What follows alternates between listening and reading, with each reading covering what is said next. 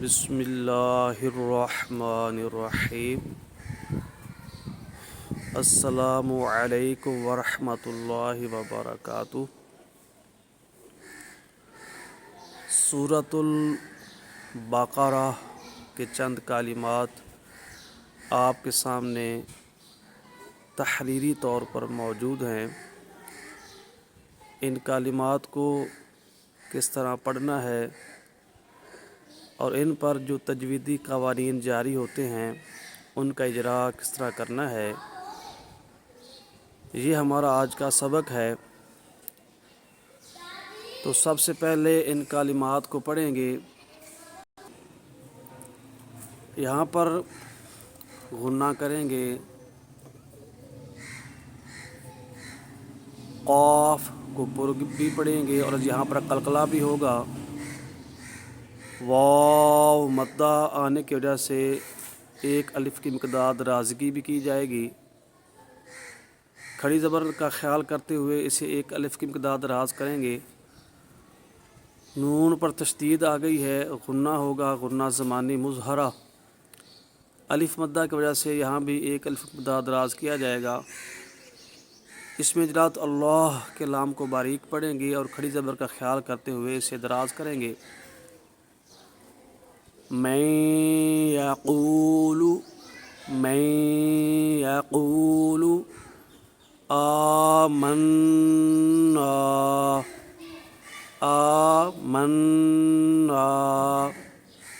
باللہ۔ تو یہ ان کو پڑھنے کا طریقہ ہے۔ غنّے کی آواز میں اس طرح غنّے کی آواز ہوگی۔ من یقول، قاف کو پر پڑھنے کی کوشش کریں گے اور قاف کو دراز بھی کریں گے کیونکہ اس کے آگے واو مدہ موجود ہے۔ من یقول آمنا، آ کو دراز کریں گے، آمنا۔ غنہ کرنے کے بعد دراز کریں گے نون کو بھی، آمنا باللہ۔ لام کی کھڑی زبر اس کو دراز کریں گے۔ اکثر لوگ پڑھتے ہیں باللہ، تو باللہ پڑھنا جو ہے وہ غلط ہے کیونکہ کھڑی زبر کی ادائیگی نہیں ہو رہی، باللہ۔ اور یہاں پر بھی ایک چیز سماعت فرمائیں کہ نون کو جب دراز کرنا ہے تو اس وقت غنہ پیدا نہیں کرنا، ٹھیک ہے؟ نا پڑھنا ہے، نا نہیں کرنا، نا کے باعث میں آواز نہ جائے جب ہم نے اس کو دراز کرنا، یعنی الف مدہ جب پڑھا جائے گا تو اس وقت غنہ نہیں کیا جائے گا۔ آمنا، نا کریں گے، نا نہیں کریں گے۔ سب سے پہلے قوانین دیکھتے ہیں تو اشارہ کر دیا گیا ہے نیچے۔ تو یہاں پر ادغام یرملون والا قاعدہ جاری ہوگا۔ نون ساکن کے بعد حروف یرملون میں سے ایک حرف یا آیا ہے، تو لہذا یہاں پر تو نون ساکن آپ کو نظر آ رہا ہے۔ اس کے آگے جب ہم نے دیکھا تو یا موجود ہے اور یہ حروف یرملون میں سے ایک حرف ہے۔ تو جب حروف یرملون میں سے کوئی حرف آ جاتا ہے تو اس وقت وہاں ادغام یرملون والا قاعدہ جاری ہوتا ہے۔ نون ساکن یا تنویر کے بعد جب حروف یرملون میں سے کوئی حرف آ جائے تو وہاں ادغام یرملون والا قاعدہ جاری ہوگا، یعنی اس حرف پر، یعنی جو یرملون میں سے حرف ہے اس پر تشدید بھی آئے گی، اور اگر وہ را لام میں سے ہو تو غنہ نہیں کریں گے۔ اگر را لام کے علاوہ باقی چار حروف یعنی یا، واو، میم، نون ان میں سے ہو تو وہاں پر غنہ بھی کیا جائے گا۔ تو یہاں پر تشدید بھی آئی، یہ دیکھیں، اور یا چونکہ باقی چار حروف میں سے ہیں، غنّے والے حروف میں سے، لہذا یہاں پر غنہ بھی کیا۔ میں نا کے بعد سے آواز جو ہے لے جا کر پڑھیں گے۔ آگے ادغام ناقص۔ ادغام کا لغوی معنی ہوتا ہے ملانا۔ پہلے حرف کا دوسرے حرف میں ملانے کو ادغام کہتے ہیں۔ اوپر تشدید بھی آ جاتی ہے۔ ادغام کی دو اقسام ہیں، ایک ہوتا ہے ادغام تام اور ایک ہوتا ہے ادغام ناقص۔ جس حرف کا ادغام کیا جائے جب اس کی صفت باقی نہ رہے، وہ مکمل ہی آگے جو ہے ملا دیا جائے اور وہ پڑھا ہی نہ جائے تو اس وقت وہ ادغام ہو جاتا ہے ادغام تام، یعنی وہ مکمل قسم کا ادغام ہے۔ پہلے حرف جس کا ادغام کیا اس کی کوئی صفت ہی باقی نہیں رہی، اس کی ذات بھی باقی نہیں رہی، آگے ملا دیا۔ لیکن اگر پہلا حرف بھی ادا ہو اور جس میں ادغام ہوا ہے اس کی بھی ادائیگی ہو، اور ناک کے بانسے میں آواز جائے، جس حرف کا ادغام کیا جا رہا ہے اس کی کوئی صفت باقی رہے تو اس وقت اس کو ادغام تو کہیں گے، لیکن ادغام ناقص ہوگا، کیونکہ مکمل ادغام نہیں ہوا۔ جو پہلا حرف تھا وہ مکمل جو ہے اس کا ادغام نہیں کیا گیا، بلکہ تھوڑا سا ادغام ہوا اور کچھ اس کی جو ہے ذات بھی باقی ہے اور صفت بھی باقی ہے۔ تو یہاں پر دیکھیں میں یقول، یہ نون کی کچھ نہ کچھ ادائیگی ہو رہی ہے، چونکہ اس کی صفت کچھ ادا ہو رہی ہے، اس لیے اس کو ادغام ناقص کہیں گے۔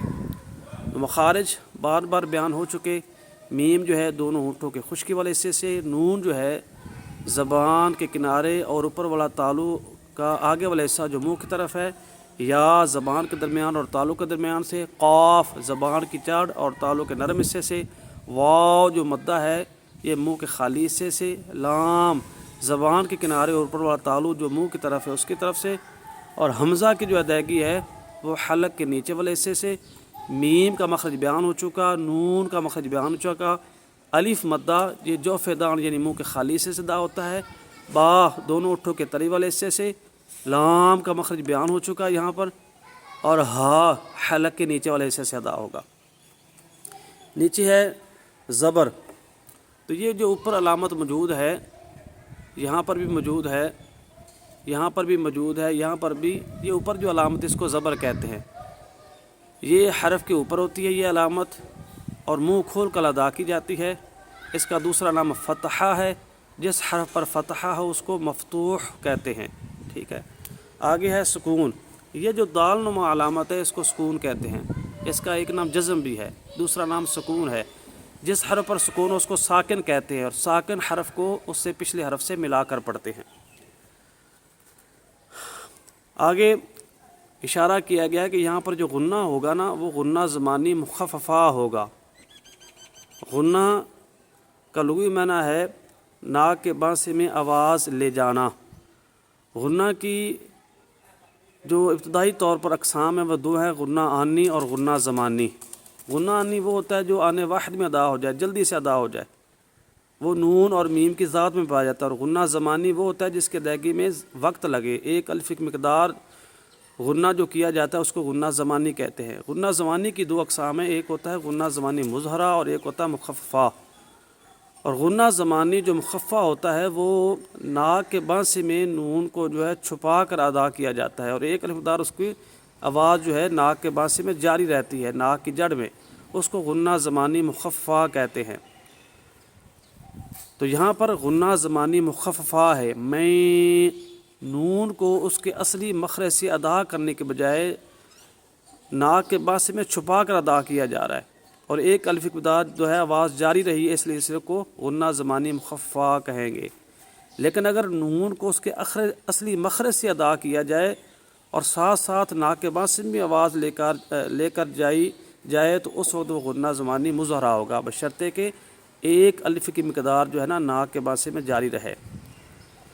یہاں پر غنہ زمانی مخففہ ہوگا، میں دیکھیں زبان کا جو ہے نا کنارے وہ جو نون کا مخرج ہے وہاں پر نہیں لگ رہے، اس لیے یہ اخفاء والا غنہ ہوگا۔ قاف یہ حروف مستعلیہ میں سے ہے، اسے پر کریں گے، اور یہاں پر قلقلہ بھی ہوگا لیکن 5ویں درجے کا۔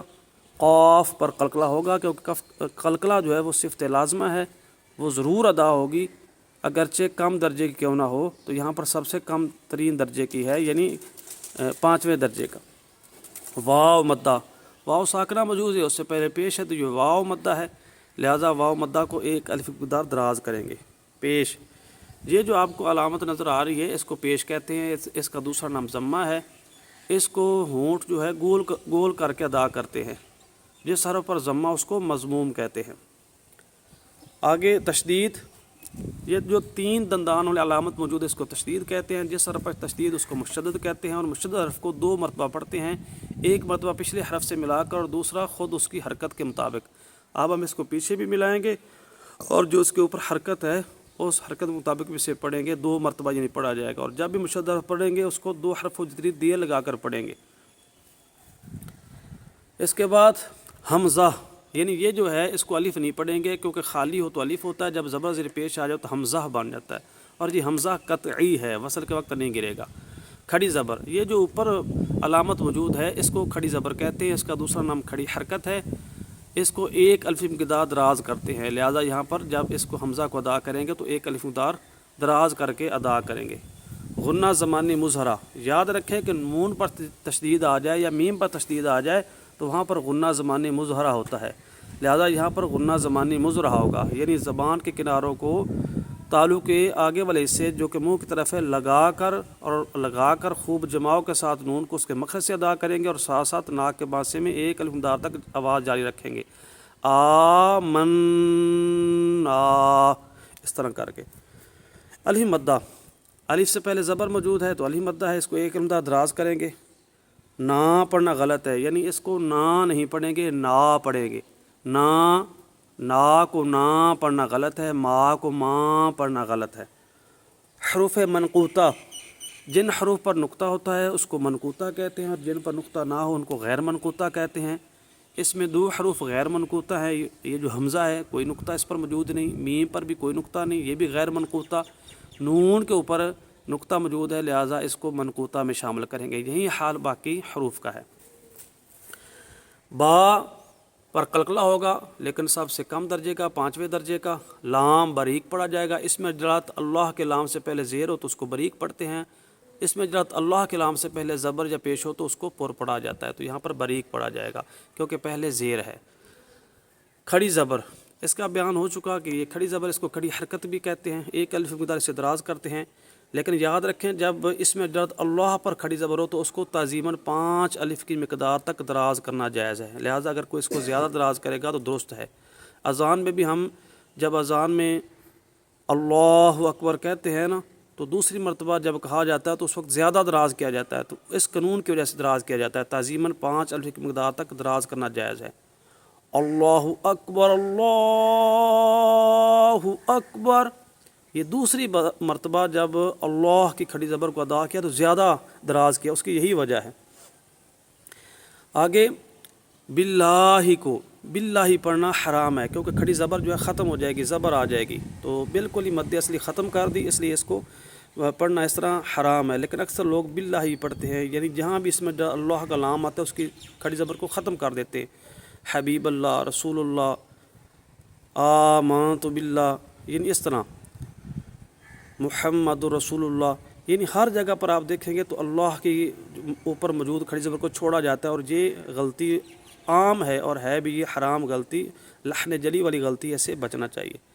اب آخر میں باللہ کی ہجی آج ہم نے سیکھنے ہیں، تو یہ دیکھیں حرف کو اس طرح لکھیں گے جس طرح ہم نے حروف تہجی میں پڑھا تھا، با زیر لام تشدید، اتنا کیا بن گیا بل، یہ دیکھ لیں برابر آگے جو ہے اس طرح بنا دیا گیا رواں، با زیر لام، یہ مد والا حرف ہے تو اس کو اسی طرح دراز کریں گے، تشدید بل، آگے لام کھڑی زبر لا، تو اب یہ جو ہم نے رواں کیا تھا یہ اور یہ کھڑی زبر والا، اب یہ دونوں اب کیا بنے تو یہ بن گئے باللہ، باللہ،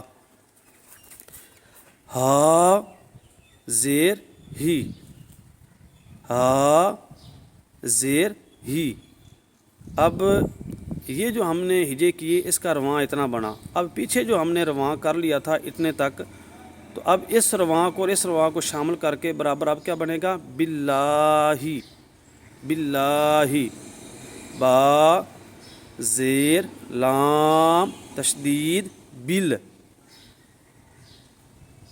اتنے ہجے کیے اور اس کا رواں کیا، آگے پھر شروع کریں گے لام کھڑی زبر لا، یہ جو ہجے کیے اس کا رواں یہ کیا، اب پچھلا رواں اور یہ رواں اس کو اب پڑھیں گے باللہ، باللہ، ہا زیر ہی، اب پچھلا رواں اور اس کو شامل کریں گے باللہ، تو یہ آپ نے ہجے بھی جو ہے نا یاد کرنے ہیں. اگر کسی جگہ سے سمجھ نہ آئے تو آپ پوچھ سکتے ہیں. جزاک اللہ.